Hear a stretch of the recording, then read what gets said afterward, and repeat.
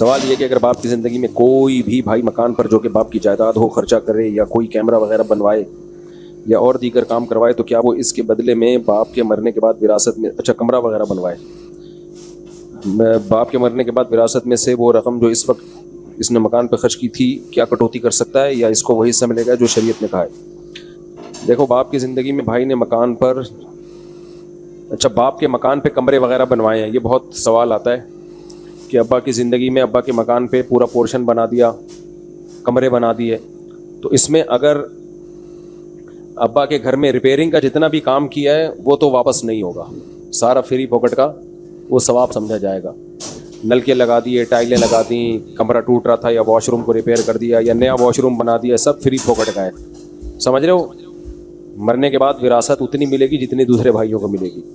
البتہ اگر کسی نے پورا اپنے پیسوں سے اوپر پورشن بنا دیا، ایک بھائی نے پورا الگ سے پورشن بنا دیا، سارا اپنا پیسہ خرچ کیا اس میں، پورا پورشن گھر بنا دیا اوپر، پھر یہ گھر کا نیچے والا بیٹا، یعنی نیچے والا بیٹا نہیں، وہ بیٹا جس نے یہ پورا پورشن بنایا ہے وہ اس اوپر والے پورشن کا مالک ہے۔ لیکن اب مالک ہو کے ہوگا کیا؟ کیونکہ چھت کس کی ہے؟ ابا کی۔ تو یوں کہا جائے گا کہ اس لڑکے نے، اس بیٹے نے ابا سے چھت عاریتاً استعمال کے لیے لی ہوئی ہے اور ابا کی چھت پہ مکان بنایا ہے۔ کسی کی بھی چھت عاریتاً استعمال کے لیے لی جا سکتی ہے نا، اس پہ آپ چارپائی ڈال کے بیٹھ جاؤ یا پورا گھر کھڑا کر کے بنا کے کھڑا کر لو اس پہ، تو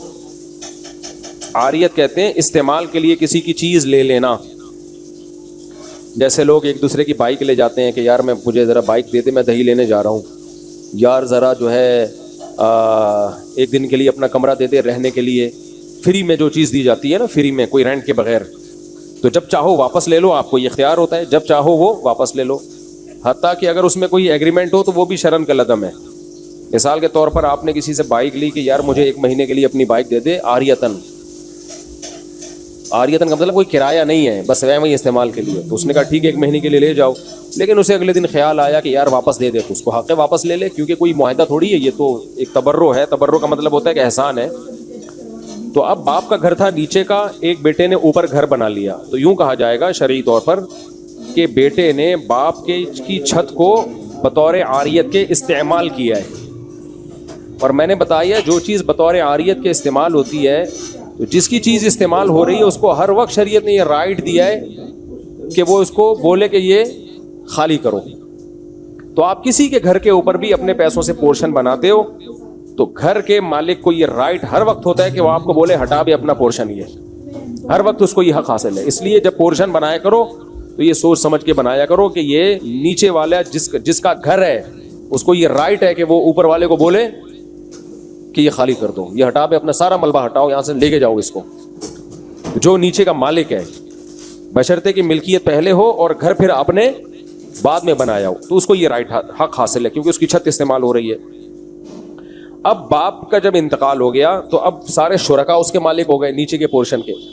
تو اب اصل مسئلہ تو یہی ہے کہ نیچے کے شرکا بولیں، ان کو یہ شریعت نے حق دیا ہے، وہ بولی کرو یہ ملبہ اٹھا کے لے جاؤ سارا توڑ تاڑ کے، ہمیں ہماری چھت خالی چاہیے۔ تو اصل مسئلہ تو یہی ہے، لیکن چونکہ اس میں اوپر والے کا نقصان بہت ہوتا ہے، بعض چیزیں قانونی تو ہوتی ہیں، شرعاً جائز بھی ہوتی ہیں، لیکن مشورہ نہیں دیا جاتا اس کا۔ تو اب ہم فتویٰ جب اس کا لکھتے ہیں تو یہ لکھتے ہیں کہ سب شرکا کو یہ حق حاصل ہے کہ وہ یہ بولے کہ بھائی سے کہ تم یہ گھر تم خالی کرو، ہم یہ وراثت میں تقسیم نہیں کریں گے، ملبہ توڑ کے لے جاؤ، یا ملبے کی قیمت ہم سے لے لو اور یہ پورشن اب ہمارا ہو گیا۔ گھر کی قیمت نہیں بلکہ کس کی قیمت؟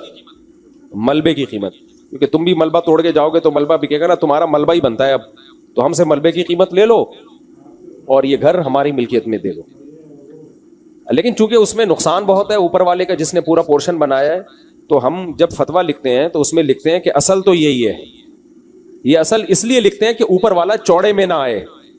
وہ یہ سمجھے کہ اب جو بھی نیچے والے جس پہ بھی راضی ہو گئے نا وہ ان کا احسان ہوگا، اصل تو ان کو حق ہے کہ وہ مجھے کہیں کہ توڑ تاڑ کے خالی کرو۔